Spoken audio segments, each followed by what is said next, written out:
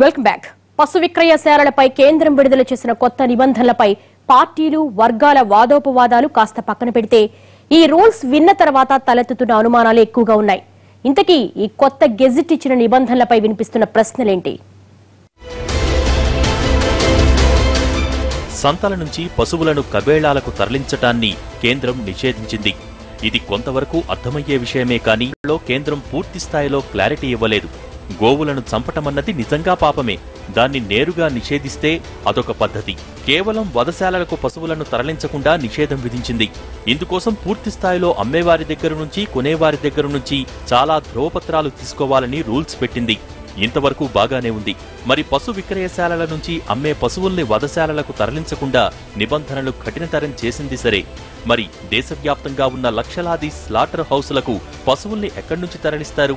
వారికి ఎవరు పశువుల్ని సరఫరా చేస్తారన్నది పెద్ద ప్రశ్న.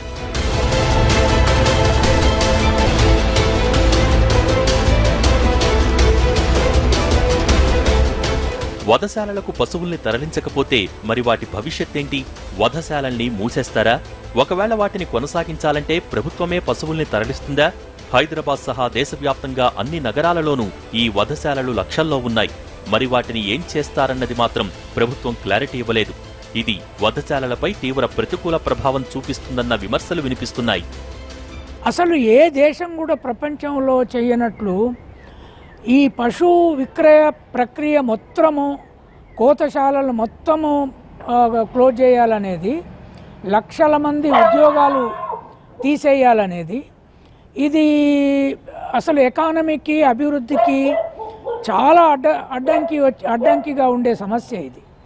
కనుక నా దృష్టిలో ఈ గెజెట్ను అమలు చేయడం వెంటనే ఆపేసి అన్ని రాజకీయ పార్టీలు దీని మీద పార్లమెంట్లో ఒక తీవ్రమైన చర్చ చేయకపోతే, వాళ్ళు కేవలము అనిల్ దావే సెంటిమెంటల్గా ఉండి చనిపోయాడనో, లేదా ఆర్ఎస్ఎస్, బీజేపీ, విశ్వ హిందూ పరిషత్ ఇట్లాంటి సంస్థలు వెజిటేరియనిజాన్ని ప్రమోట్ చేసే సంస్థలుగా ఉన్నాయి కనుక వాటి ఇష్టానుసారంగానో ఇటువంటి నిర్ణయాలు తీసుకుంటే చాలా ప్రమాదం ఉంది. రోగాల బారిన పడ్డ పశువుల సంగతేంటి? ఇప్పటి వరకు ఇలాంటి పశువుల పోషణ భారంగా మారిన యజమానులు వాటిని కబేళాలకు తరలించేవారు. సదరు కబేళాల్లో వాటి చర్మాల్ని అక్కడ తొలగించి వాటిని లెదర్ కంపెనీలకు విక్రయించేవారు. కానీ ఇప్పుడు ఇలాంటి పశువుల్ని అమ్మకూడదన్న నిబంధనలు తీసుకొచ్చారు. మరి వీటి భారాన్ని ఎవరు మోస్తారు? వాటిని అమ్మటానికి వీల్లేదు కాబట్టి అవి సహజంగా మరణించే వరకు సదరు రైతులే వాటిని పోషించాల్సి ఉంటుంది. అది రైతుల మీద భారం మోపే అంశమే. సరే, రైతులు వాటిని చివరి వరకు పోషించాలి. మరణించిన తర్వాత వాటి కళేబరాలను ఏం చెయ్యాలి? వాటిని అప్పుడు ప్రాసెస్ చేసేది ఎవరు? ఇలా ఎన్నో ప్రశ్నలు వినిపిస్తున్నాయి.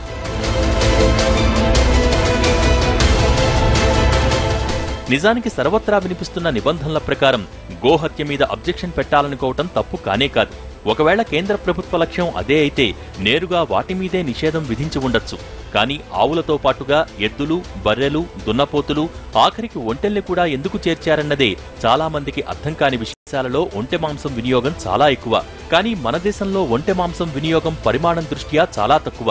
అయినా సరే అన్నింటినీ ఒకే ఘాటిన కట్టి కేవలం ఇలా అమ్మకాల దగ్గరే నిబంధనలు పెట్టారు. అంటే ఒకవేళ ఎవరైనా తప్పుడు ధ్రువపత్రాలతో పశువుల్ని కొనుగోలు చేసి వాటిని కబేళాలకు తరలిస్తే ఏం చేస్తారన్నది ప్రశ్నగానే మిగిలిపోయింది. ఇవే కాదు, పశుమాంసాన్ని రోజువారీ ఆహారంగా వినియోగించే వారి సంఖ్య దేశంలో తక్కువేం కాదు. మరి వారందరి పరిస్థితి ఏంటన్నది మరో ప్రశ్న. ఈశాన్య రాష్ట్రంలో అస్సాం సహా 8 రాష్ట్రాలలో పశుమాంసం వినియోగం అధికారికంగా నడుస్తోంది. మరి ఈ రాష్ట్రాలలో పరిస్థితి ఏంటన్నది మరో ప్రశ్న. దేశవ్యాప్తంగా ఉన్న లెదర్ పరిశ్రమకు తోళ్లు ఎలా సరఫరా చేస్తారు? ఎవరి నుంచి వాళ్లు కొనుగోలు చేయాలన్నది ఇంకో ప్రశ్న. ఇలా ఎన్నో ప్రశ్నలకు సమాధానమివ్వకుండానే కేంద్రం ఆదేశాలు జారీ చేసిందన్న విమర్శలు వినిపిస్తున్నాయి. గత ప్రభుత్వాల వైఫల్యాల కారణంగా కేవలం ఇప్పుడున్నటువంటి చట్టాలు రాష్ట్రాల పరిధిలో ఉన్నాయి. రాష్ట్రాల పరిధిలో కూడా అనేక రకాలైనటువంటి చట్టాలు, ఒక రాష్ట్రంలో ఉన్నటువంటి చట్టాలకు ఇంకొక రాష్ట్రంలో పొంతనలేని కారణంగా పశువధ నిరంతరంగా కొనసాగిస్తూ ఉన్నారు. ఉదాహరణకు మనం చెప్పుకుంటే మహారాష్ట్ర లోపల కొంచెం ఫర్నాండిస్ ప్రభుత్వం వచ్చిన తర్వాత ఈ యొక్క గోహత్య విషయం లోపల వధశాలల మీద కొన్ని కఠినమైనటువంటి నిబంధనలు పెట్టేస్తే, పక్కనున్నటువంటి తెలంగాణ రాష్ట్రం లోపల వాళ్ళు క్రాస్ బార్డర్ చేసేసి ఇక్కడ వధశాలల్లో ప్రారంభం చేసేసి నిరంతరం కూడా సాగిస్తూ ఉన్నారు. కొత్త నిబంధన వచ్చింది. ఒక 25 కిలోమీటర్ల దూరంలో రాష్ట్రాల సరిహద్దుల్లో కూడా వధశాలలు ఉండకూడదని చెప్పేసి.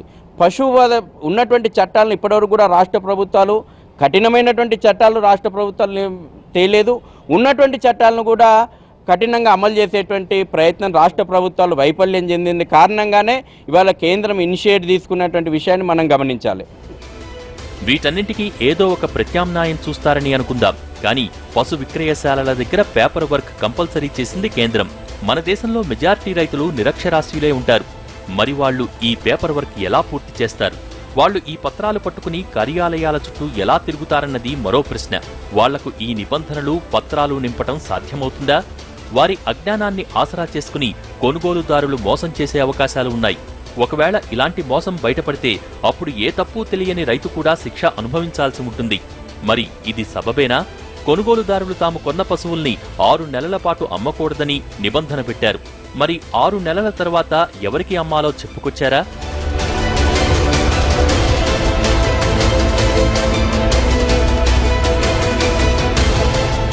వ్యవసాయ అవసరాల కోసమే కొనుగోలు చేయాలన్నారు. మరి కౌలు రైతుల పరిస్థితి ఏంటి? వాళ్లను ఎలా గుర్తిస్తారు? వాళ్లు తమ వ్యవసాయ పనుల కోసం ఎలాంటి ధ్రువపత్రాలు సమర్పించాలో తెలియదు. అసలు ఈ కొనుగోలు వ్యవహారంలో కౌలు రైతుల్ని ఎలా నిర్వచిస్తారు? ఒకవేళ ఎవరైనా కోర్టుల్లో కేసులు వేస్తే పరిస్థితి ఏంటన్నది మరో ప్రశ్న. అసలు ఈ ఆదేశాలు కోర్టులో నిలబడతాయా అన్న ప్రశ్నలు కూడా వినిపిస్తున్నాయి.